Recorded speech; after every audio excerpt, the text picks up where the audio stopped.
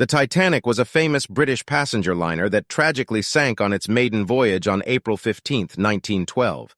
It struck an iceberg in the North Atlantic Ocean and went down, resulting in the loss of over 1,500 lives.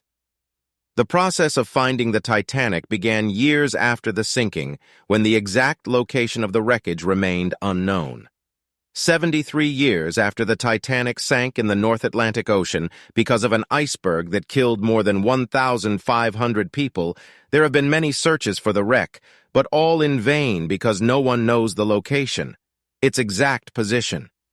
It was not until September 1, 1985, that the research ship Canour, commanded by Dr. Oceanographer Robert Ballard, discovered the Titanic at a depth of 4,300 meters on the seabed. According to Dr. Ballard, it is a quiet and peaceful place, suitable for the resting place of one of the greatest marine tragedies of all time. Minutes later, Ballard was in the cabin containing the recording equipment. Soon, an engineer on the Argo control team opened it up to show him what its camera had captured.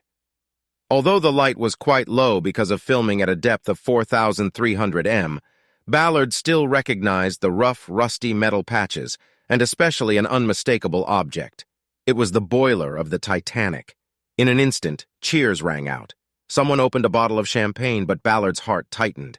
At the same time, 73 years ago, more than 1,500 people were forever buried under the cold waters of the North Sea. In his diary, he wrote, "I felt ashamed because I was happy." It was not until 1985 that Dr. Ballard began to search for the Titanic, but as early as 1977, with the research ship Canour, he and his colleagues surveyed a sea stretching hundreds of miles from where the Titanic sent out its last but unsuccessful distress signals. In 1980, he asked the U.S. Navy to lend him the Argo remote-control diving device, which could go down to a depth of 6,000 meters. However, the Navy only loaned Ballard on the condition that he helped them find the two nuclear submarines, USS Thresher and USS Scorpion, that sank in the Atlantic in the mid-1960s. In the end, the two sides came to an agreement that if Ballard succeeded in locating the two wrecks, he would be entitled to use Argo for his own purposes.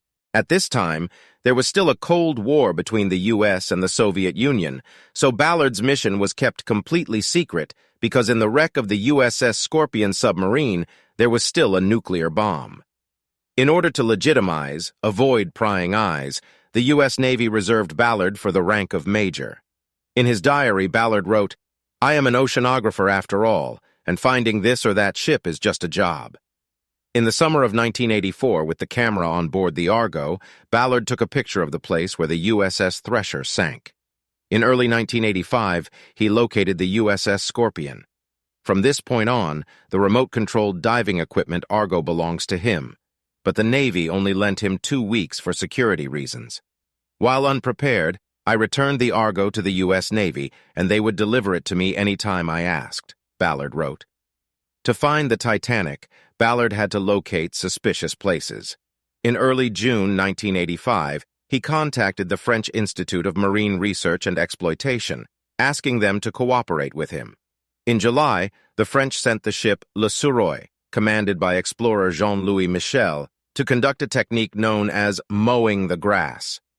Using a sonar system, the Le Suroy scanned long lines on the seabed, one after the other to make sure nothing was missed. The mowing lasted for 5 weeks but did not bring results, so the Le Suroy returned to France. At this point, all of Ballard's hopes rested on the Noor. He asked the U.S. Navy to lend him the Argo, and instead of scanning in a straight line like Le Suroy did, Ballard sent the Argo to the bottom of the sea, scanning in a spiral, coming out from the center and observing the images, transmitted by the camera. And because he only had 14 days to use it, he assigned 7 people, taking turns to continuously monitor day and night. With just 2 days to go until the end of the Argo's lease, Ballard's search team spotted the Titanic's steam at a depth of 4,300 meters. Ballard wrote, "The next morning, through the camera, the bow of the Titanic was looming. My feelings at that time were very mixed. On the screen, the most damaged stern part is located 400 m away. One of its 4 chimneys is still upright, and what was long suspected is now correct. The Titanic broke in two when it sank into the water. 4 days after the Titanic was discovered and the U.S. Navy ship recovered the Argo, the weather suddenly turned bad, and Ballard had to return.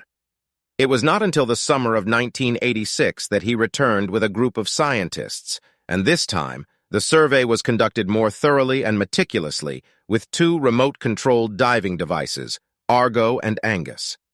Pictures obtained show parts of the ship being torn apart by the explosions of 2 of the 4 boilers, with several rooms strewn with chinaware, unopened bottles of champagne, and even a pair of shoes.